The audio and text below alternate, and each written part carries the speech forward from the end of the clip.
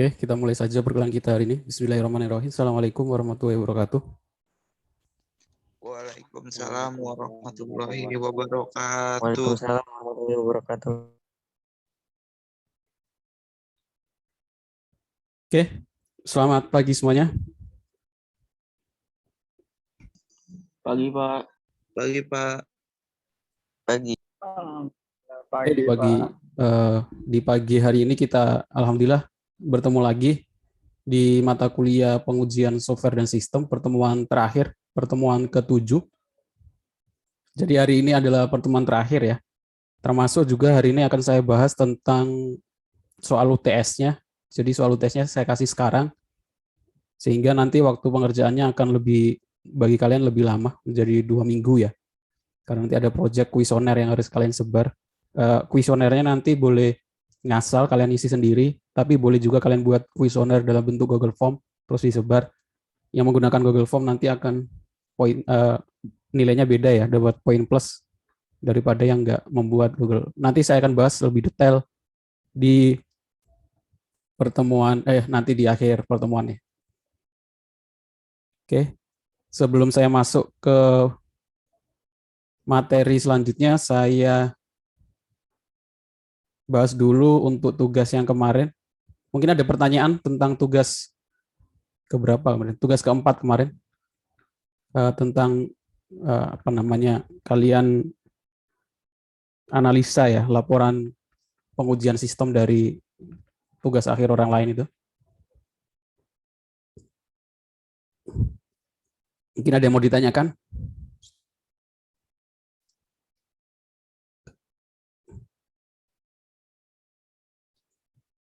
Nggak ada?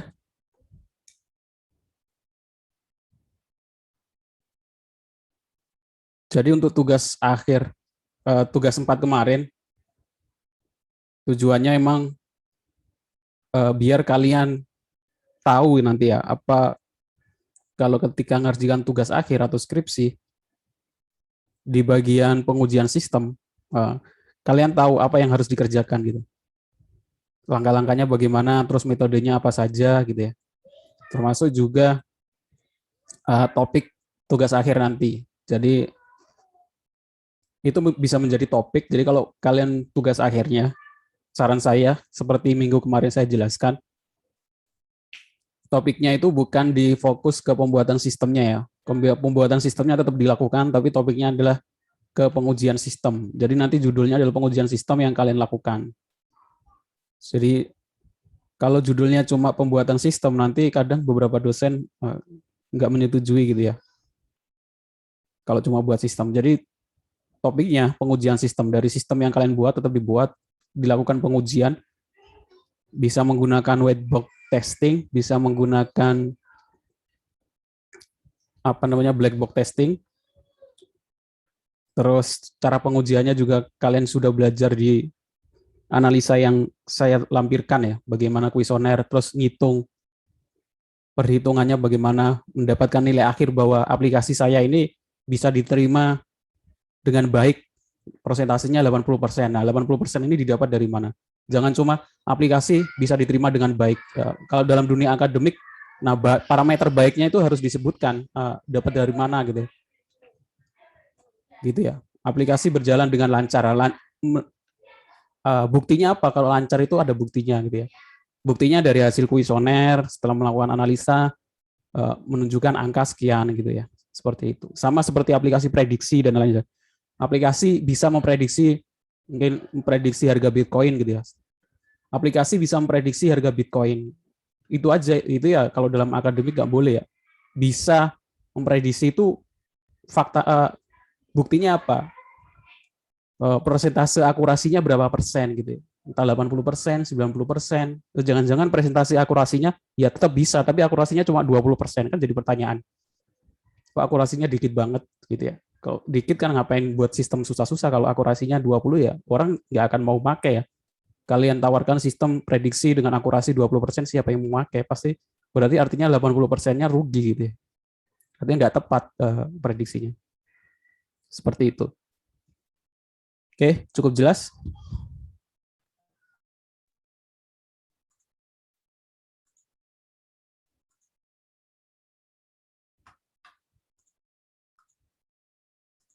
karena sekarang kalian sudah semester 7, saya harap sih sudah dimulai topik fokus nanti tugas akhirnya mau buat apa. Karena ini sesuatu yang kalau kalian niatnya lulus ya siapa tahu ada yang niatnya nggak lulus. Kalau niatnya memang lulus, nah tugas akhir kan ini satu yang pasti akan kalian hadapi ya. Kalian abaikan di semester ini, semester depan juga akan kalian hadapi. Kalian siapkan dari sekarang, kalian semester juga akan tetap dihadapi ya. Jadi apapun tetap harus melakukan tugas akhir. Karena ini udah aturan yang di kampus. Karena ada beberapa kampus juga ada yang nggak, sekarang sudah ada beberapa kampus yang nggak mewajibkan tugas akhir ya. Diganti dengan penulisan jurnal atau yang lain sebagainya, penelitian dan lain sama saja sudah. Penelitian juga tugas akhir juga. Mungkin penelitian lebih mudah karena laporannya hanya lebih dikit aja kalau jurnal dan lain sebagainya gitu. Jadi disiapkan dari sekarang. Saya harap sih semuanya nyiapkan dari sekarang, dipikirkan karena ini sesuatu yang pasti akan kalian hadapi gitu ya. Daripada nanti mepet-mepet akhirnya molor satu semester gak ngapa-ngapain, pengalamannya orang-orang itu. Kalau enggak akhirnya ngambil sembarangan, akhirnya nggak selesai juga. Karena ngambil sembarangan ternyata susah, nggak ketemu selesainya, akhirnya nggak diselesaikan. Jadi jangan sampai seperti itu. Jadi saya harap dari sekarang kalian sudah pikirkan topik tugas akhir yang akan diambil gitu. Kalian bisa konsultasikan ke saya juga nggak apa-apa, tanya saja. Nanti saya kasih saran cara milih judul bagaimana, terus kira-kira kalau butuh waktu bangun sistem dan lain-lain, kalian bisa persiapkan dari sekarang. Jadi ketika ngajukan judul, kalian sudah jalan setengah gitu ya. Gitu. Seperti itu ya. Oke. Sekarang di pertemuan ke-7, hari ini saya akan bahas metode lain lagi dalam pengujian sistem. Kalau minggu kemarin whiteboard testing dan blackboard testing, sekarang ada judul baru namanya User Acceptance Test atau UAT gitu ya. Nah,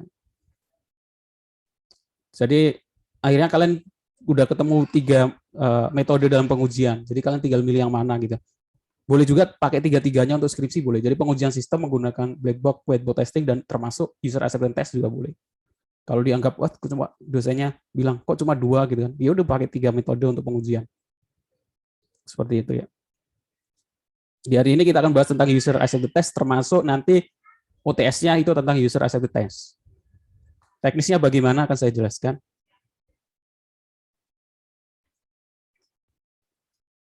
Ini intermezzo sebentar ya, user acceptance test atau UAT.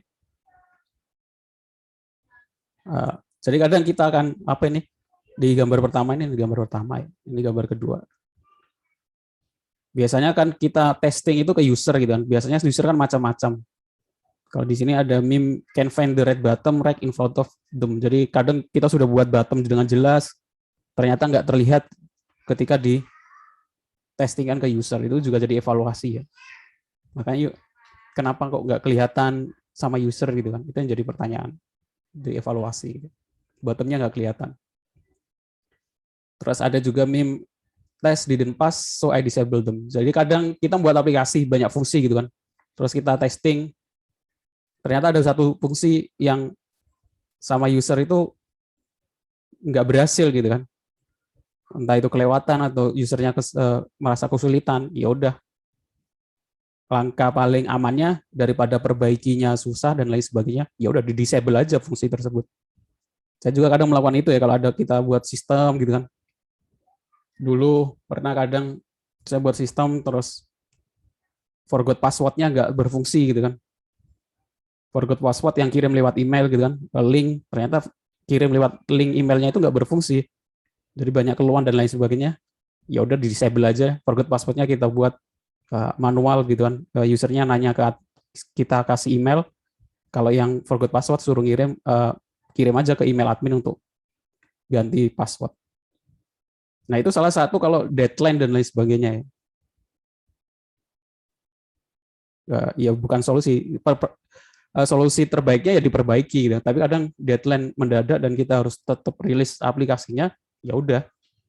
Kita cari langkah manual yang mungkin yang penting rilis dulu, kadang juga seperti itu. Jadi itu kurang baik ya. Jadi nanti ketika aplikasi sudah rilis, kita masih proses produksi atau masih development gitu ya. Padahal sudah dirilis itu kan jadi masalah. Oke. Jadi kalau tujuan saya harap sih setelah mengikuti mata kuliah ini, pengujian sistem, kalian punya ketertarikan untuk dalam pengujian sistem ya. Karena sekarang sudah mulai banyak peluang di bagian pengujian sistem, termasuk juga ada grup-grupnya. Istilahnya nama grupnya sih ada banyak. Salah satunya ya Indonesia Software Quality Assurance (ISQA). Jadi ada grupnya di sini, ada akun YouTube-nya, Instagram, grup Facebook, kalian bisa ikut-ikutin, Meetup, terus ini websitenya, terus ada podcast Google-nya. Jadi di sini dia akan banyak bahas tentang pekerjaan quality assurance itu dalam software quality assurance itu apa saja yang dikerjakan, terus kalian bisa dengarkan podcast yang menjelaskan apa saja pekerjaan ISK gitu kan. Jadi ada beberapa yang emang susah di coding, nggak passion-nya, akhirnya pindah ke bagian quality assurance. Sekarang kita masuk ke UAT, User Acceptance Test. Apa itu?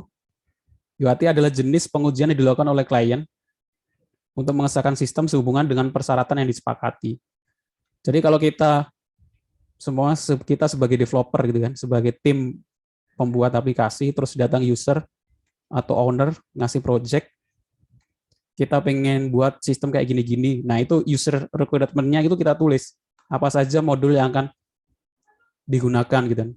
Pengennya aplikasi itu menyelesaikan masalah apa saja. 1 apa, 2 apa, 3 apa, 4 apa.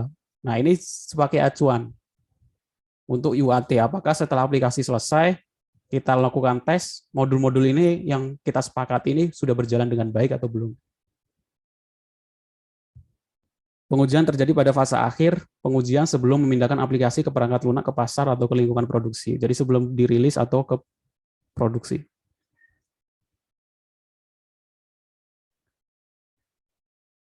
User acceptance test adalah suatu proses pengujian dilakukan oleh pengguna dengan hasil output sebuah dokumen hasil ujian dapat dijadikan bukti bahwa software sudah diterima. Jadi hasilnya adalah ya tadi persentase berapa persen kuesioner itu atau dokumen ini tadi bisa diterima. Standarnya ya 80% ke atas lah.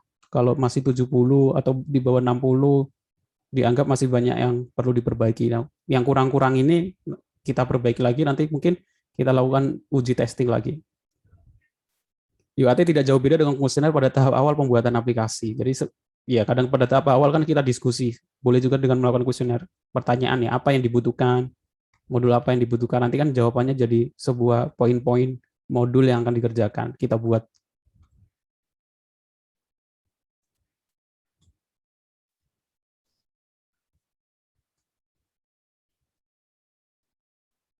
UAT bertujuan untuk mengetahui apakah masih terdapat cacat atau defect pada aplikasi software yang dikembangkan. Tujuannya seperti itu. Kalau dalam bahasa Indonesia, uji penerimaan pengguna ya. Jadi berapa besar aplikasi kita diterima oleh pengguna. Adalah suatu proses pengujian oleh pengguna yang dimasukkan untuk menghasilkan dokumen yang dijadikan bukti bahwa software yang telah dikembangkan dapat diterima oleh pengguna. Proses UAT didasarkan pada dokumen requirement. Jadi aturan yang bagus itu di awal kita harus, sebelum kita mengembangkan sebuah produk, kita buat namanya dokumen requirement atau dokumen kebutuhan sistem apa saja yang akan dibuat gitu ya. Isinya poin-poin boleh, narasi juga boleh, prototyping juga boleh, dan lain sebagainya. Dokumen adalah dokumen berisi lingkup pekerjaan software yang harus dikembangkan. Dengan demikian dokumen ini sebenarnya menjadi acuan. Jadi itu jadi acuan. Biasanya dari modul-modul ini nanti kita drop down lagi untuk pengerjaan bagian ini dikembangkan oleh tim siapa atau berapa hari yang dikerjakan, waktu yang dikerjakan. Nah, untuk manajemennya mungkin kalian ada yang mengenal istilah Scrum ya, Scrum Master atau Agile Development. Bagaimana cara pengembangan perangkat lunak.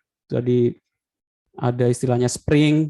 Jadi dalam 1 minggu itu dikerjakan, kita evaluasi mana yang belum selesai, kita ulangi lagi, testing, kita ulangi lagi, seperti itu. Itu metode pengembangan perangkat lunak yang sekarang lagi banyak dikerjakan, dipakai. Ada aplikasinya gitu kan, ada dalam bentuk note-note gitu. Spring itu apa saja. terus ada log-log yang harus dikerjakan gitu. Itu di mata kuliah lain yang manajemen perangkat lunak biasanya. Proses WAT adalah pemeriksaan pengujian terhadap hasil pekerjaan, memastikan item yang ada pada dokumen requirement tadi, dokumen yang isinya adalah kebutuhan user dalam pembuatan aplikasi itu, diuji dengan baik, apakah sudah berjalan dengan baik, menguji semua item yang telah memenuhi keperluan pengguna. Hasil dari WAT adalah dokumen menunjukkan bahwa bukti pengujian berdasarkan bukti penilaian dapat diambil kesimpulan, apakah software diuji telah dapat diterima atau tidak gitu kan.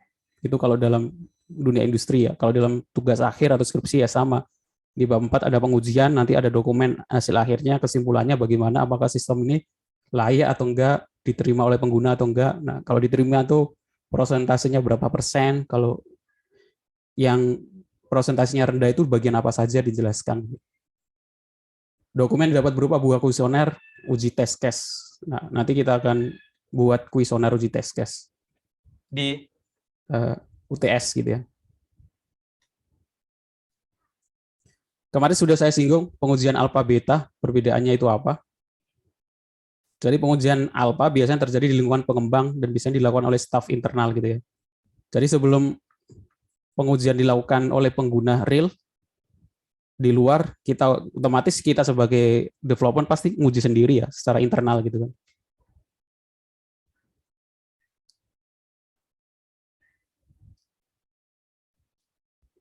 Berdasarkan umpan balik yang dikumpulkan dari pengujian alfa, tim pengembang memperbaiki masalah tertentu di bagian kegunaan produk. Jadi makanya dibagi alfa beta, yang alfa itu untuk bagian internal sendiri kita uji, terus kita perbaiki kalau ada yang kurang, habis itu kita lakukan pengujian lagi versi beta. Makanya biasanya rilis kan versi beta gitu kan. Artinya ini uji pengguna setelah mereka melakukan versi alfa di lingkungan internal. Pengujian beta dikenal juga sebagai pengujian lapangan, berlangsung di lingkungan pelanggan dan melibatkan beberapa pengujian ekstensif dan sekelompok pelanggan menggunakan sistem di lingkungan mereka. Kadang kan aplikasi apapun ya biasanya rilis itu kan versi beta dulu. Beta itu nggak resmi ya, entah itu WhatsApp. Biasanya sekarang kan sudah ada WhatsApp beta, yang dulu kan WhatsApp bisnis ada. Sekarang udah rilis resmi ya. Dulu kan sebelumnya versi beta dulu. Nanti ada perbaikan-perbaikan. Nanti kalau sudah merasa fix, dirilis secara resmi gitu ya. Sekarang yang versi beta itu WhatsApp yang multi platform gitu kan. Kan sekarang kalau yang versi resminya sekarang itu kan kalau kita connect QR code di WA Web, itu kan kalau kita login di tempat lain, nah yang pertama ini kan logout kan. Dan yang versi beta yang terbaru, yang WhatsApp Business itu bisa sampai connect ke 4 akun gitu ya. Nah itu masih versi beta, artinya belum rilis resmi.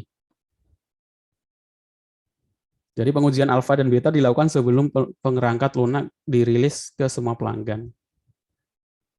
Nah biasanya kita kan kalau kita biasanya pernah kita masuk ke YouTube, kita masuk ke Facebook, dimintain ngisi kuesioner, ya, itu termasuk bagian dari pengujian user acceptance test, entah itu Facebook, e-commerce dan lain sebagainya. Biasanya kan diminta untuk kuesioner, kadang nggak wajib juga. Kalau yang mau ngisi silakan gitu ya.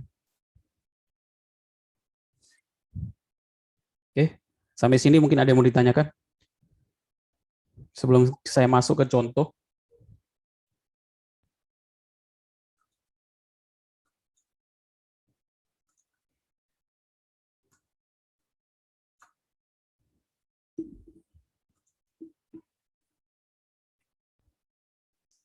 Kira-kira ada yang mau ditanyakan?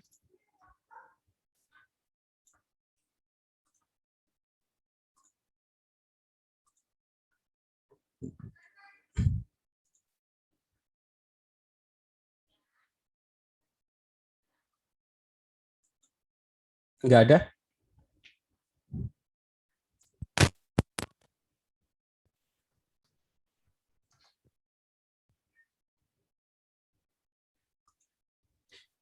Oke, saya lanjutkan ke contoh pengujian. Ini contohnya saya anggap sih sudah detail sih. Jadi kadang kalau nanti ada yang mengerjakannya pengalaman dari tahun kemarin, sudah saya kasih contoh detail, pekerjaannya tiba-tiba di luar contoh yang saya buat, nggak tahu cari referensi dari mana gitu, buat metode teori sendiri. Ya mungkin pengujian ada banyak, tapi yang saya minta ini ada pengujian yang UAT testing, beta testing gitu ya. Dan sesuai dengan yang saya kasih contoh seperti ini sih, tinggal disesuaikan dengan studi kasusnya masing-masing. Harusnya sih mudah, nggak ada yang susah. Contoh pengujian beta testing UAT untuk mengetahui tanggapan responden terhadap game edukasi yang dirilis. Ini contohnya. Maka dilakukan pengujian dengan memberikan 4 pertanyaan kepada 30 responden siswa yang nanti dianggap sebagai pengguna gitu kan. Jadi disesuaikan juga umurnya gitu ya. Kalau kalian buat game ya otomatis kepada siswa. Kalian buat game edukasi terus kalian ujikan ke bapak-bapak umur 40 atau 50 tahun kan nggak sesuai dengan pengguna ya. Yang nggak mungkin mereka, ya mungkin tapi kecil kemungkinan mereka pakai aplikasi tersebut. Kalian melakukan pengujian aplikasi apa yang sering dipakai anak muda, TikTok gitu kan. TikTok kepada bapak-bapak umur 40 yang jarang make ya nggak terlalu ngaruh juga gitu kan. Jadi pilih sesuai dengan segmen pasarnya.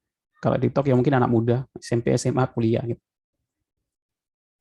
Itu contoh. Tadi contohnya studi kasusnya adalah game. Yang pertama dilakukan kalian buat dulu namanya di sini apa namanya? Skala likelihood di namanya. Jadi biasanya ada skalanya 5, sangat bagus, sesuai, jelas. Ini di poinnya adalah A gitu kan. Kadang pakai sangat setuju SS, setuju S kan, tidak setuju netral, habis itu tidak setuju, sangat tidak setuju STS. Seperti itu juga boleh.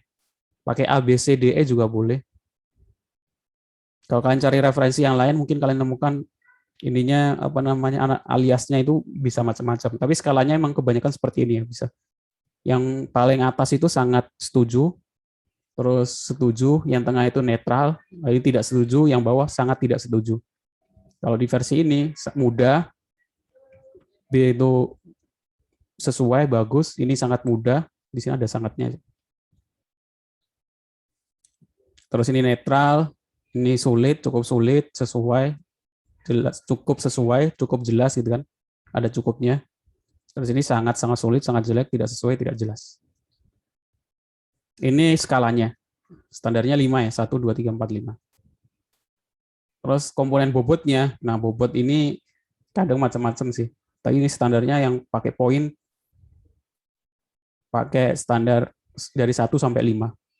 Yang sangat sulit 1, sulit 2, netral 3, mudah 4, sangat mudah 5.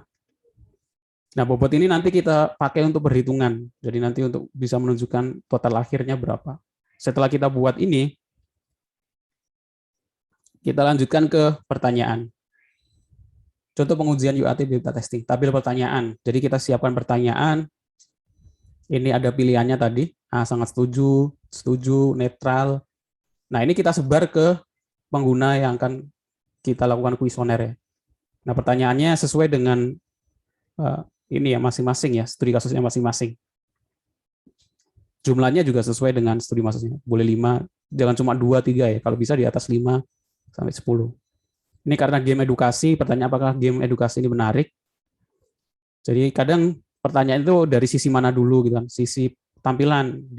Kalau kita ingin mengetahui apakah tampilannya itu diterima atau enggak, nah kita buat pertanyaan yang ada hubungannya dengan tampilan. Apakah tampilan game edukasi ini menarik? Gitu. Jadi ketika jawabannya itu banyak yang setuju atau banyak yang sangat setuju, artinya tampilannya sudah menarik. Gitu. Jadi kalau kita ingin menilai sebuah sisi atau poin dari aplikasi kita drop down ke dalam bentuk sebuah pertanyaan. Gitu. Apakah menu game edukasi ini mudah dipahami? Artinya yang ingin ketahui bahwa menu-menunya itu diterima atau enggak, gitu kan? Mudah dipahami atau enggak? Apakah materi game edukasi ini mudah dipahami? Ini dari sisi materi, ini dari sisi menu. Apakah game edukasi ini sangat menarik untuk dimainkan? Dan untuk ketertarikan. Apakah game edukasi membantu dalam meningkatkan pemahaman terhadap materi, objek edukasi dalam game tersebut sesuai dengan tema edukasi, gitu kan? Ini contoh game edukasi, paling game yang ada hubungannya dengan pelajaran di SMP atau SD gitu ya. Apakah game edukasi ini dapat dijadikan media bantu dalam belajar gitu. Ketika dia nilainya tinggi, kita bisa ambil kesimpulan. Berarti game edukasi ini dapat dijadikan media bantu dengan belajar. Faktanya apa? Buktinya apa? Dari pertanyaan ini ternyata responden setuju dengan nilai persetujuan 80-90%. Nah, seperti itu. Skripsi seperti itu. Jadi kita nggak boleh menyatakan fakta sebuah pernyataan yang tanpa didasari sebuah fakta gitu ya, atau bukti. Apakah materi game edukasi sudah cukup baik dan lain. Ini contohnya. Itu contoh pertanyaannya. Terus kita sebar. Habis itu otomatis kita dapat jawaban kan. Kalau di UTS nanti minimal 10 ya, boleh 20, boleh 30 orang yang isi. Minimalnya 10. Habis itu otomatis kita dapat jawaban, kita rekap. Direkap yang setuju itu. Bentar. Dari sini Mas sudah apa? Mungkin ada yang mau ditanyakan dari sini dulu sebelum saya masuk ke cara penghitungannya.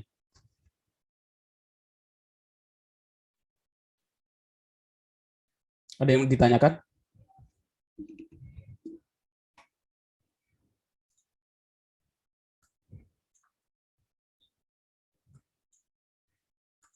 Nggak ada?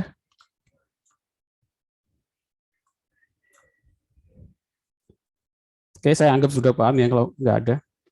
Jadi kalian pikirkan dari sekarang, nanti UTS-nya adalah aplikasi yang digunakan adalah aplikasi prototyping kalian. Jadi sudah tergambar ya. Aplikasi yang diuji nanti untuk UTS, aplikasi yang diuji adalah aplikasi prototype kalian. Jadi bukan menguji aplikasi, tapi menguji prototype. Boleh juga menguji prototype. Nah, dari prototipe yang kalian pilih, makanya saya minta untuk prototipenya yang bisa diakses orang lain gitu ya. Kenapa? Jadi nanti di form kuesioner kalian jelaskan tujuannya, nama, pengenalan gitu kan. Habis itu kalian tampilkan link, minta responden untuk buka link tersebut, coba-coba, habis itu kalian kasih pertanyaan yang ada hubungannya dengan prototipe kalian. Seperti itu. Makanya kalau Figma-nya kalau kalian menggunakan yang tugas 3 prototipe itu, walaupun saya agak mewajibkan Figma, tapi yang bisa diakses orang lain. Jadi nanti responden bisa mengakses, habis itu baru bisa jawab pertanyaan, gitu ya. Kalau nggak bisa mengakses, bagaimana jawab pertanyaan karena dia belum coba prototipenya, gitu. Jadi otomatis untuk mengerjakan UTS kalian harus kerjakan dulu tugas 3 tentang prototyping. Nah, dari prototipe yang kalian buat itu, kalian pengen nilai dari sisi apa saja. Nah, itu kalian drop down dalam sebuah pertanyaan-pertanyaan, dibuat tabel seperti ini, terus dibuatkan Google Form. Nanti saya kasih contoh buat Google Form ya, biar untuk yang belum pernah biar tahu juga. Habis itu nanti akan kalian menerima feedback ya, menerima hasil dari responden kalian. Ini di contohnya C 30 responden ya. 30 responden. Jadi di sini akhirnya dari pertanyaan pertama yang jawab sangat setuju 12, 11, 8, 3, 2. Kalau di total kan 30 ya. 2 tambah 3, 5, 13, 2, 3, 30. Dari jawaban ini kalian hitung presentasinya. Bisa hitung presentase, nilai persentase. Bagaimana cara hitung persentase? Cara hitung persentase bagaimana? Ada yang tahu? Yang mau jawab? Di situ disebutkan 33%. 33% itu didapat dari mana?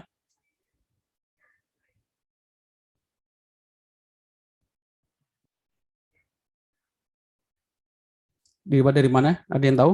Hitung persentase? Masa nggak ada yang tahu satu kelas? Di jumlah, terus dibagi dengan 5. Di jumlah dibagi dengan 5. Jumlahnya 30. Terus dibagi 5. Terus gimana lagi? Maksudnya 30 sama 5 kurang 1 ini lagi. Ini kan yang jawaban A sampai E itu ada berapa tadi? 30. 30. Iya, ada 30. Totalnya ada 30. Dibagi 5 gitu, Pak. Jadi 30. yang menjawab Iya. dibagi dengan total jawabannya. Total yang menjawab 12 dibagi 30. Gitu. Enggak, itu maksud saya, Pak. Hah? Total yang menjawab semua pertanyaan dibagi dengan total pertanyaan, Pak, maksud Oh. saya. Total responden 30 dibagi 12. Seperti ini. Dibagi 5 dong, Pak. Kan Oh, itu. Apa tuh? dibagi ini skalanya, total skala 5. Iya, itu Pak maksud saya. 30 bagi 5, terus? Bentar dah, Pak. Kok saya juga bingung ya, Pak? 30 bagi 5 berapa? 6. Kok 6? Di sini kan 33%. Bentar dah, Pak. Saya juga rada bingung nih, Pak, jelasinnya, Pak. Ayo, yang lain ada yang mau jawab?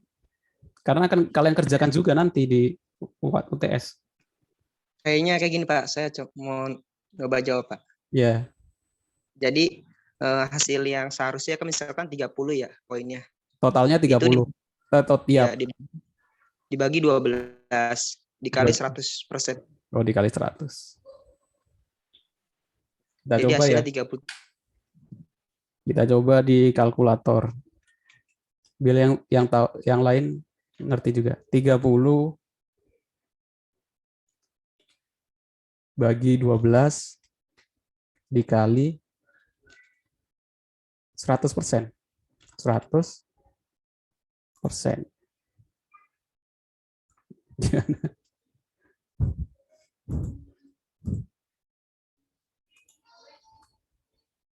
30 bagi 12, ya kan?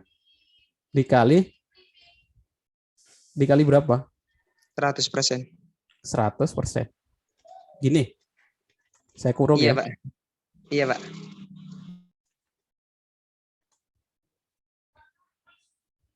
Dua setengah. Jawabannya 2,5. Bukan 33, 3,3 itu baru 33 ya? Iya Pak, salah Pak. Iya, salah. Yang lain? Persentase ini ya. Apa namanya? Ada pelajarannya juga kan, Bro? Matematika ya. Halo Pak, Iya. Gimana? ini Pak 12 dibagi 36 dari mana? dari total A sampai E. Total A sampai E bukannya 30 ya? 12 tambah 11 23. Oh iya. Bukan 30 ya? 12 tambah 11 23 31 36. Iya 36. Terus Dikali 100%. kali 100%. Kita buktikan di Google ya. 12 kali 3 bagi 36.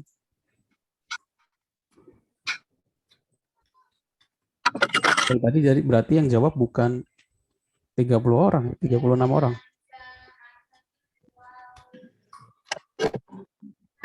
Ya.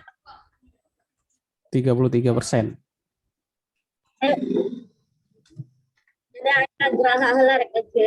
Kali 100 nanti dipresentasekan. Oke, 33,3333 ini digenapkan menjadi 33%. Oke. Udah tahu ya cara ngitungnya. Jadi total jawaban dibagi bukan total jawaban. Yang jawab A dibagi total yang jawab dikalikan 100. Oke, udah ketemu ya. Tinggal yang lainnya kalian hitung. Kalian bisa biar mudah sih pakai Excel gitu kan. Oke, sampai sini udah paham ya. Ini untuk ngitung presentasenya. Apakah udah selesai? Belum ya. Di situ, nah, data yang didapat di atas diolah dengan cara mengalihkan setiap poin jawaban dengan bobot yang sudah ditentukan. Nah, tadi kan ada bobot ya. Masih ingat ada bobot? Di sini ada bobot. Ini kan belum kita masukkan. Nah, tiap jawaban itu harusnya punya bobot yang berbeda. Kalau yang jawab A sama yang jawab B bobotnya berbeda. Data yang didapat diolah dengan cara mengalihkan setiap poin jawaban dengan bobot yang sudah ditentukan dengan tabel bobot nilai jawaban. Dari hasil perhitungan dapat mengalihkan setiap jawaban bobot yang sudah ditentukan, maka didapatkan hasil sebagai berikut. Setelah itu kita analisa tiap pertanyaan. Kita hitung berdasarkan bobotnya. Tabel data kuesioner, ini penghitungan bobot. Tadi yang jawab ini kan 12 ya. 12 dikali 5, yang jawab ini dikalikan 4, yang jawab ini dikalikan 3, yang jawaban ini dikalikan 2, yang jawab ini dikalikan 1. Oke, nah habis itu kita jumlah.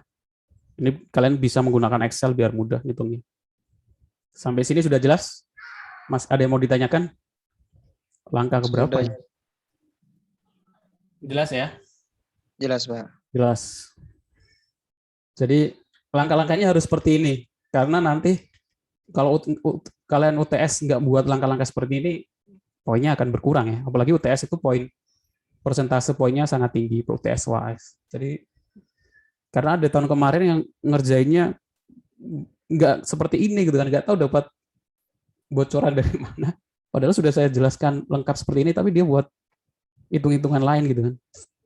Ya mungkin ada materi lain, tapi bukan UAT yang saya jelaskan itu. Nah, setelah itu dikalikan dengan bobotnya akan seperti ini. Nah, pengujian itu ada banyak. Nanti setelah UTS ada pengujian yang lain yang ada hitung-hitungannya juga seperti ini. Tapi cara penghitungannya beda. Oke. Oke, habis itu kita jumlahkan, kita kalikan dengan bobot. Udah. Habis itu kita analisa setiap pertanyaan untuk mengetahui persentase penerimaannya. Persentasenya. Cara hitungnya bagaimana? Analisa pertanyaan pertama. Dari tabel di atas dapat dilihat bahwa jumlah nilai responden adalah 36. Pertanyaan pertama ya. Jumlah total nilai responden kan 36 tadi. Untuk pertanyaan pertama adalah dari 36 responden totalnya 136. 36 ini dari kali bobot total ya, total kali bobot. Nah, nilai rata-ratanya adalah jadi rata-rata dari pertanyaan pertama. Cara ngitungnya 136 dibagi 36. Jumlah perkalian bobot dibagi dengan total jawaban 3,7. Nah, persentase nilainya adalah 3,7 dibagi 5. 5 itu didapat dari mana? Yaitu skalanya ya, ABCDE-nya kan ada 5, dikalikan 100. 74%. Nah, ini sebenarnya ada terusannya sih. Harusnya kalian ambil kesimpulan dari sini. Jadi kesimpulan dari pertanyaan pertama apa? Bahwa tampilan game edukasi ini kalau 70 ya cukup, nggak bisa dibilang bagus ya. Kalau bagus di atas 80. Kalau 74 ya mas cukup lah, cukup menarik. Belum sampai ke bagus. Oke, maksudnya seperti itu. Udah paham? Bisa dimengerti ya untuk pertanyaan pertama? Sudah, Pak, sudah. Udah ya. Nah, itu dilanjutkan ke pertanyaan kedua, ke semua pertanyaan. Dari pertanyaan kedua, nilai 36 responden, totalnya ada 128. 128 dibagi 36, 3,5, persentasenya 70. Ini juga cukup juga, belum termasuk ke baik. Pertanyaan kedua tentang menu-menu gamenya. Pertanyaan ketiga, itu totalnya 129, rata-ratanya 3,6, ini juga 72. Jadi kalau kalian 70 itu poin di kuliah 70, total nilai 70 itu belum sampai ke A ya, masih ke B, masih cukup. A itu di atas 85, 90. Pertanyaan keempat, tadi sama, totalnya 137, persentasenya 38 kali 5 kali 100, 76. Yang lumayan tinggi ini pertanyaan ke-5, 82, pertanyaan ke-6, 80, pertanyaan ke-7, 84, pertanyaan ke-8, 84. Dari pertanyaan ke-5 sampai ke-8. Jadi game edukasi ini membantu. Nah, ini baru cukup bisa dianggap membantu gitu kan. Diterima, dijadikan batu belajar bahwa karena persentasenya di atas 80. Seperti itu. Oke, cukup jelas? Jelas kok. Jelas ya?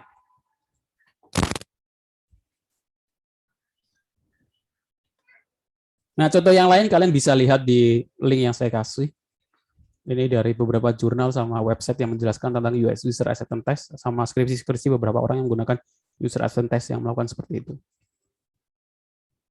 Contoh yang lain. Kalian bisa lihat, cari referensinya juga boleh. Kalian buka Google Cendekia, Google Scholar, cari aja User Acceptance Test, pengujian menggunakan User Acceptance Test. Kalau User Acceptance Test nanti ada jurnalnya berbahasa Inggris ya, karena keywordnya bahasa Inggris. Ya kalau mau nggak apa-apa kalian terjemahkan. Karena kadang beberapa dosen ada yang minta referensinya jangan yang bahasa yang dari Indonesia juga, tapi yang berbahasa Inggris juga dari luar. Itu contoh yang lain. Kalau contohnya saya lampirkan sih yang bahasa Indonesia, biar kalian lebih mudah aja. Tapi kalau nanti skripsi ya paling nggak jangan jurnal bahasa Indonesia semua, tapi ada yang bahasa Inggris juga, jurnal internasional juga. Caranya bagaimana ya? Kalau susah ya terjemahkan. Kalau nggak bisa terjemahkan ya Google Translate ya. Kalau pengen mudah ya jasa penerimaan penerjemah banyak. Ya, apa ada usahanya dikit lah. Kasih ke penerjemah, terjemahkan jurnal ini ke bahasa Indonesia. Biayanya berapa nggak tahu. Tapi kan itu bagian dari usaha. Insya Allah nggak akan sia-sia. Sekarang saya bahas tentang soal UTS. Jadi boleh kalian kerjakan dari sekarang. Jadi nanti ketika UTS kalian tinggal upload. Jadi kalau bisa dibuat sungguh-sungguh karena poinnya sangat besar dari total akhir ya UTS UAS.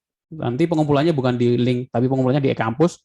Karena nanti karena ada hubungannya tentang pembayaran ya. Jadi yang biasanya kan ada syarat pembayaran untuk ikut UTS. Jadi pengumpulannya di e-kampus. Jadi nanti kalau yang belum ada pembayaran yang kurang atau syarat yang belum dipenuhi kan nggak bisa ikut UTS. Nanti ada UTS usulan. Soal UTS usulan bagaimana? Soalnya sama, karena ini bentuknya kan project. Dibuat laporan, sampul, dan judul. Nah, dari aplikasi prototyping tugas 3, lakukan pengujian user acceptance test UAT pada prototyping tersebut. Tentukan opsi, jawaban, sama seperti yang dicontoh di materi ya. Tentukan jumlah pertanyaan sama jumlah pengguna, maksudnya persenar nanti berapa orang ya. Minimal 10 lah. Minimal 10. Lebih banyak lebih baik. Respon dari real lebih bagus juga. Poinnya lebih. Tentukan pertanyaan apa saja yang mau ditanyakan, lakukan kuesioner kepada pengguna. Nah, ini saya kasih. Boleh ngasal, kalian boleh ngisi sendiri gitu kan, ngasal. Tapi nggak akan dapat poin. Poinnya akan beda dengan yang kalian buat Google Form, terus kalian ngisi teman kalian, satu kelas ini ada 30-40 sih. Kalau semuanya ngisi punya temannya masing-masing kan sudah lumayan banyak. Apalagi kalau kalian sebar di grup WhatsApp kelas lain kan ngisi semakin banyak. Nah, karena ini makanya saya mulai dari sekarang karena butuh waktu untuk nyebar kuesioner ya, seminggu lah. Jadi ketika minggu depan atau ini kalian bisa untuk olahnya, ada waktu untuk olah dan buat laporan. Lakukan analisa seperti tadi ya, perhitungan bobot, poin tiap pertanyaan gitu. Habis itu terakhir adalah kesimpulan. Jangan lupa kesimpulan di akhir. Kesimpulannya bagaimana? Ya, apa? Kesimpulan nggak mempengaruhi nilai ya. Jadi semua kesimpulannya bahwa aplikasinya dianggap jelek gitu kan, dengan persentase penilaian 20%, nggak apa-apa, nggak akan saya nilai karena yang saya nilai adalah proses UAT-nya, bukan hasil UAT-nya. Paham maksudnya? Paham. Ya. Oke, cukup jelas. Kalian bisa kerjakan habis ini, kalian susun Google Form-nya. Kalau yang malas ya nggak usah Google Form, ngisi sendiri paling sehari selesai. Tapi nggak dapat poin nih. Poin Pak, lebih. minta Pak buat Google Form itu Pak buatnya seperti apa? Oh iya, ada yang belum bisa buat Google Form. Karena nanti ketika skripsi juga kalian kemungkinan akan buat Google Form ya. Jadi latihan dari sekarang. Saya kasih contoh untuk yang sudah ngerjakan contoh UTS tahun lalu dari kelas 17. Kalau tahun lalu saya bukan prototipe tapi yang diuji adalah bukan prototipe tapi aplikasi terserah gitu, aplikasi apa saja. Tapi biar beda sekarang prototipe masing-masing yang dibuat. Cara format UTS-nya bagaimana? Seperti ini nggak Pak? Buat sampul, apalagi sekarang nggak perlu ngeprint kan, harusnya nggak kepikiran untuk lembarnya berapa banyak gitu ya.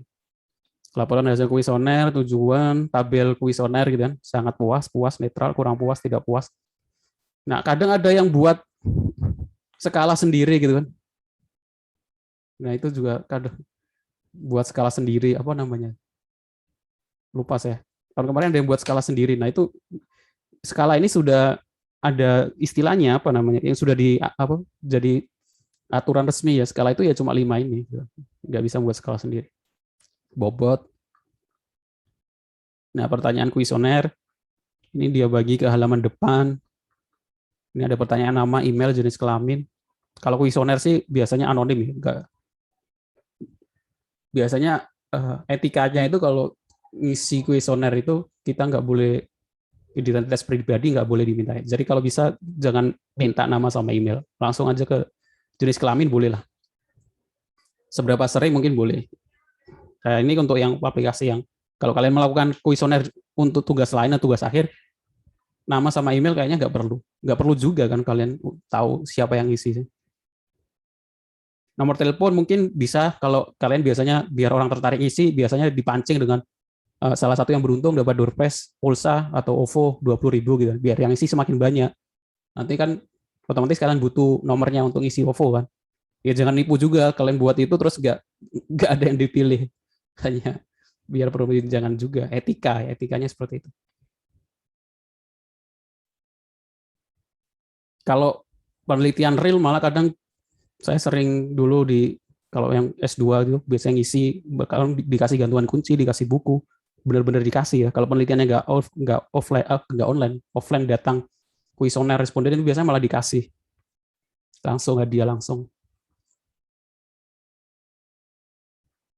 Contoh pertanyaan ini, apakah Anda puas menggunakan Gmail sebagai penyedia pesan elektronik dan lain sebagainya?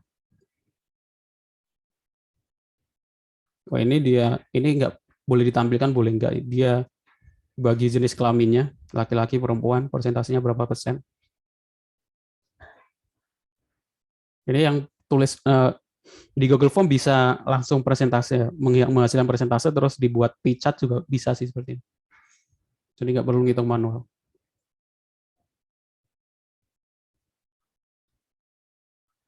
Terus dari sini kita hitung yang dikalikan bobot.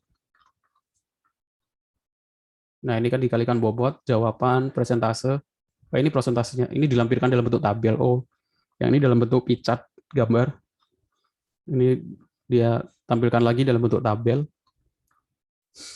Terus dikalikan dengan bobot, jumlahnya, habis itu analisa tiap pertanyaan. 78%, 64, 80, 78.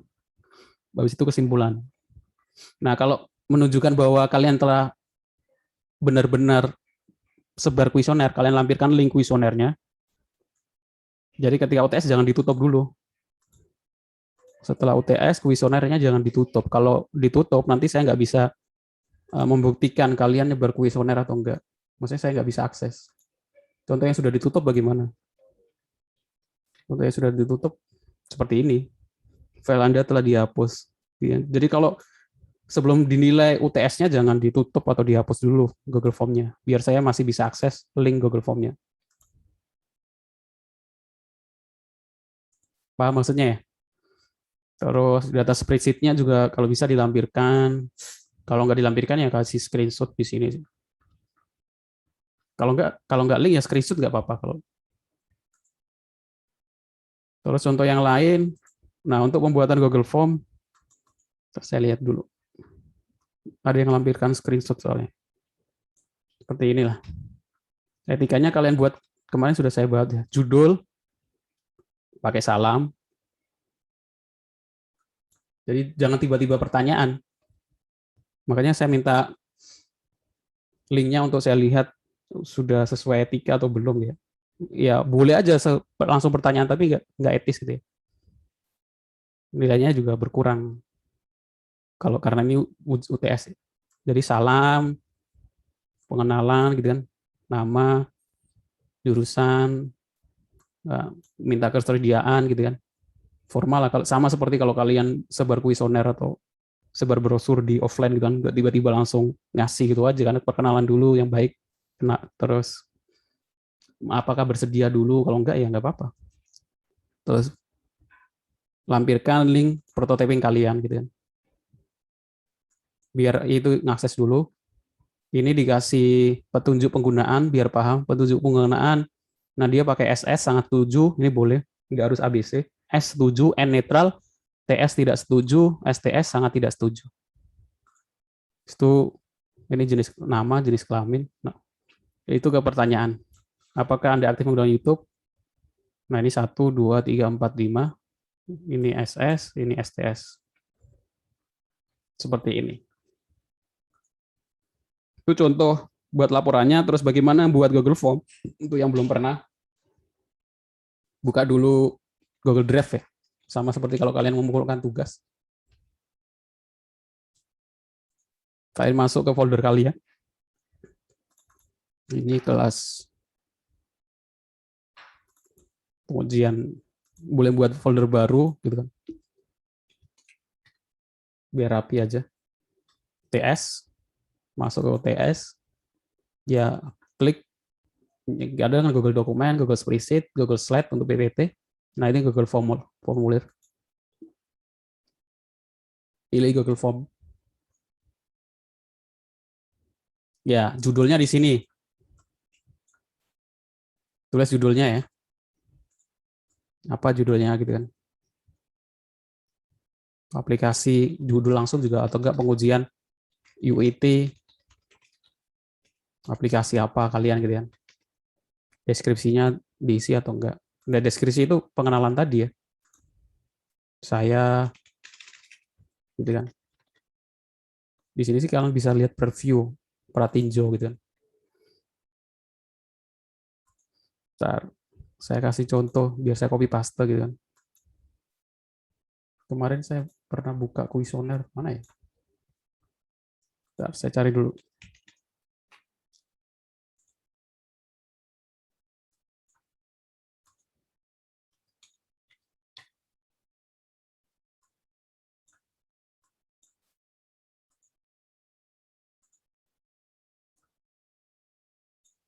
Saya copy dari sini ya, judul ini. Ini untuk header ya. Ngupload headernya itu, bentar.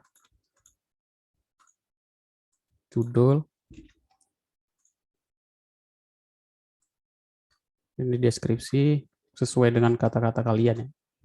Saya untuk contoh untuk pembuatan aja. Kalau pratinjo seperti ini ya. Temanya bisa diganti di sini, gambar sesuaikan tema. Pilih gambar header. Nah, ini sih udah ada yang bawaan. Kantor, sekolah, pernikahan, pesta, olahraga, game lainnya, atau kalian pilih unggah foto. Boleh ya. Saya ngisi contoh aja. Seperti ini. Ganti tema, warna latar belakang. Warna tema gitu kan. Atau ganti yang lain. Warna latar belakang.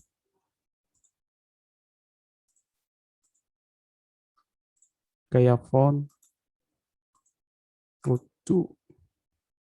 Oke. Mudah kan? Ini baru ke pertanyaan.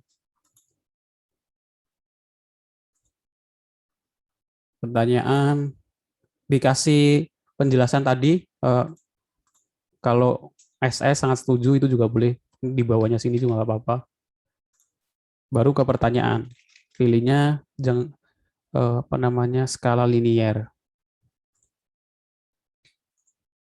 1 sampai 5. SS sangat setuju, setuju, sangat setuju sama sangat tidak setuju. Wajib diisi. Ini untuk pilihan yang wajib diisi sama yang opsi ya. Mungkin untuk yang email, nama mungkin bisa opsi. Siapa tahu ada yang pengen ngisi juga. Tapi nggak perlu juga apa-apa.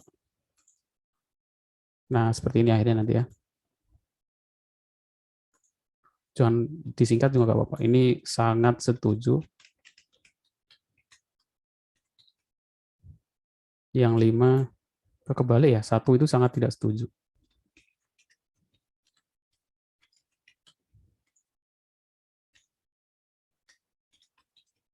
Yang 5 sangat setuju. Ya udah sampai biar mudah kalian klik copy, ganti pertanyaannya. Pratinjo udah jadi pertanyaan ya. Isi. Terus kalau kalian pengen nyebar, kirim, pilih yang link berpendek. Nah, kalian tinggal copy, buat kata-kata, kirim ke WhatsApp, grup. Ya. Kalau pilih ngasih hadiah, OVO atau yang GoPay, tambahkan nomor telepon gitu kan.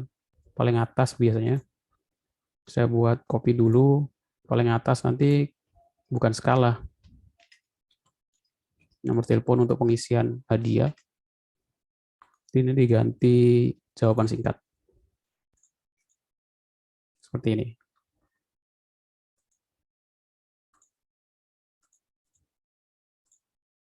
Kalau dibuka,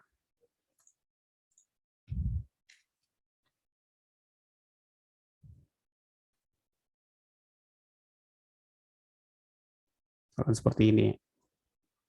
Saya nyoba isi, kirim. Nanti jawabannya kalian akan dapatkan dalam bentuk spreadsheet ya. Kalau sudah ada yang isi, nanti akan muncul di sini. Nah, ini jawaban. Nanti ada ini yang akan apa? Ini bisa diganti ke diagramnya. Ganti diagramnya mana? Sudah tahu juga. Kalau enggak, ini apa namanya? Habis itu membuat spreadsheet untuk dimasukkan ke dalam spreadsheet. Habis itu kalian olah di Excel buat laporannya kan, analisanya. Nah ini nomor telepon, pertanyaan pertama dia jawab 2, pertanyaan ketiga dia jawab ini ya. Habis itu kan kalian bisa total. Oke, cukup jelas? Ada yang mau ditanyakan? Sudah Pak, cukup jelas. Terima kasih. Oke, sudah bisa dicicil dari sekarang ya. Otomatis kalian kerjakan tugas 3 dulu. Tugas 3 yang belum kerjakan. Karena nggak mungkin Berarti kalian. Pak, nanti kita ngasih link prototipe kita ke orang yang dituju buat dites gitu ya Pak? Iya, jadi saya kasih contoh aja lah. Yang sudah ngumpulkan, saya buka kasih contoh link prototipe yang sudah ngumpulkan. Ini kelas PS A2. Tugas 3 prototipe. Kemarin yang bagus punya siapa? Lupa saya. Yang buat parkir tadi kemarin. Kelas ini apa kelas lain ya?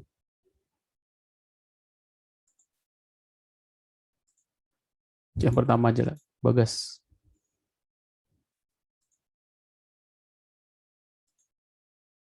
Ada yang prototipenya nggak bisa dibuka. Ini kayaknya masalah akses ya.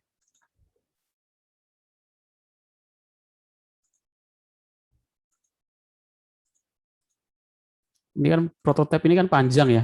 Kalian pendekkan pakai Bitly atau SID yang Indonesia itu. Taruh di sini. Singkat. Terjadi gangguan pada sistem kami. Ya.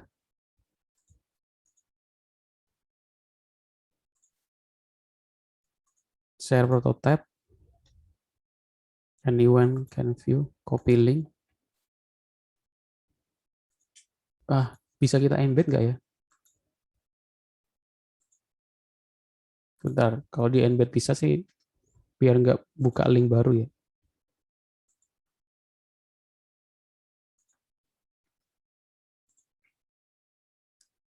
Saya belum pernah embed HTML di sini. Bisa nggak ya? Taruh di sini ya, bawahnya. Bentar, ada pilihannya nggak di sini? Import pertanyaan, tambahkan judul dan deskripsi, tambahkan gambar. Coba saya tambahkan di sini. Prototype.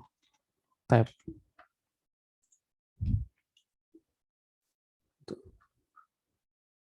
Kita perhatiin jalan nggak ya prototipe apa? Kalau di embed, mau nggak jalan?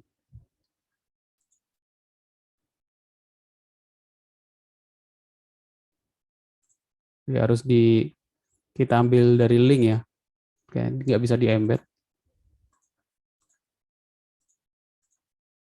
Biar nggak panjang, kita persingkat menggunakan Bitly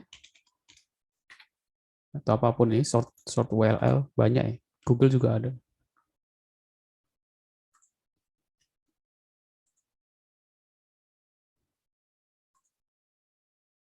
Copy. Terus kita taruh di Google Form kita. Jadi otomatis kalian harus jelaskan dulu ya, di sini harus jelaskan silakan kunjungi link prototipe ini dulu, baru jawab pertanyaan gitu ya.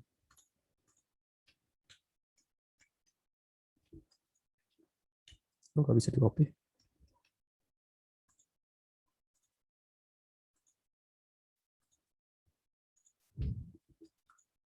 Nggak bisa diisi. Ini kita hapus aja. Taruh linknya di sini.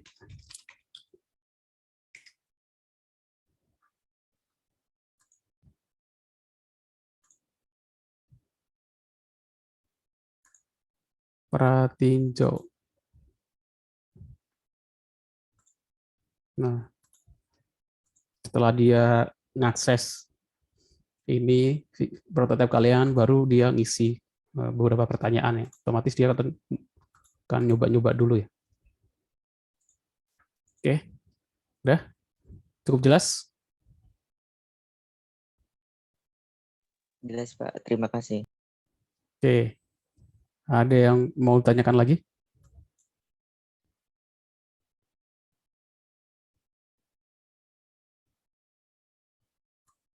Nggak ada? Berarti masih bisa diubah-ubah ya Pak untuk prototipe Pak ya? Ya bisa. Kalau walaupun kalian sudah ngumpulkan tugas 3, wah ada yang kurang puas atau saya tambahin aja gitu. Bisa. Tambahkan. Karena otomatis kalian akan malu juga kalau kalian. Karena di situ kan harus kalian perkenalan diri ya. Sama dari mana, semester berapa. Makanya saya minta kasih nama sih. Emang etikanya harus menampilkan nama dan kampus mana gitu. Sampai nyebar kemana-mana kan malu juga kalau ada yang kenal. Wah, linknya kok prototipe-nya seperti ini gitu. Kalau malu ya kalian sebar di grup WA sendiri aja. Sekelas itu kan udah 30 orang. Kalau enggak ya nggak usah disebar buat jawaban sendiri. Tapi nggak dapat poin plus. Oke. Ada lagi yang mau ditanyakan? Jadi nggak usah nunggu-nunggu UTS pertanyaannya apa sih. Kalian bisa kerjakan dari sekarang.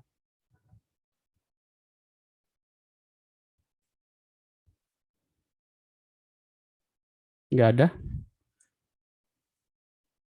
Kalau nggak ada, saya anggap sudah jelas. Pengumpulannya di kampus atau link Pak? Di kampus, pengumpulannya diupload di kampus. Kalau saran saya sih tetap di Google Drive, terus diupload di e-kampus. Linknya diupload di e-kampus. Jadi kan di e-kampus itu kan kalian bisa ngupload file sama naruh link kan. Kalau pengumpulan tugas. Kalau saran saya sih, saya pengennya sih link aja. Karena kalau diupload dalam bentuk file, kadang nggak bisa dibuka, harus saya download gitu kan. Kalau download satu-satu kelamaan, terus mau menu-menuin juga. Kalau link sama di Google Drive, kayak tugas, saya tinggal klik, nanti akan muncul Google Drive, nggak perlu saya download juga lebih mudah daripada harus di-download dulu. Jadi tetap di e-kampus, tapi tetap dalam bentuk link. Ya. Oke, seperti itu. Ada yang mau ditanyakan?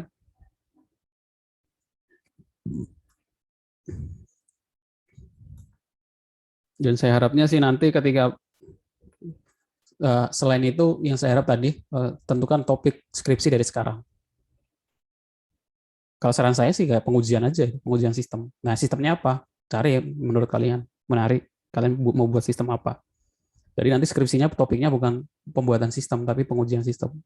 Masih bisa diterima kalau pengujiannya daripada ya judulnya cuma buat sistem ini. Kadang beberapa dosen nggak, kok cuma buat sistem aja gitu kan. Kecuali kalau sistemnya udah ada AI-nya gitu kan, ada prediksinya, ada olah datanya, ada metodenya, metode fuzzy atau metode kecerdasan buatannya. Seperti itu ya.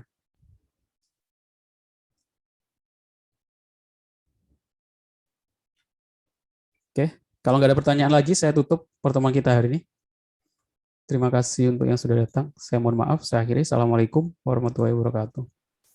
Waalaikumsalam. Waalaikumsalam. Waalaikumsalam warahmatullahi wabarakatuh. Waalaikumsalam warahmatullahi wabarakatuh.